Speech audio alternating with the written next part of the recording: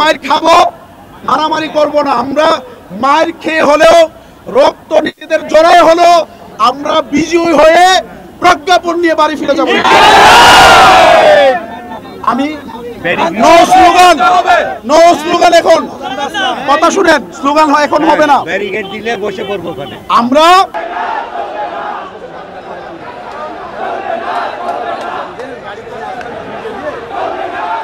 আমাদের এই শিক্ষকদের উপর ন্যাক্কারজনক হামলার এখন পর্যন্ত উনি দুঃখ প্রকাশ করেন নাই। এটা আমাদের জন্য অত্যন্ত লজ্জার।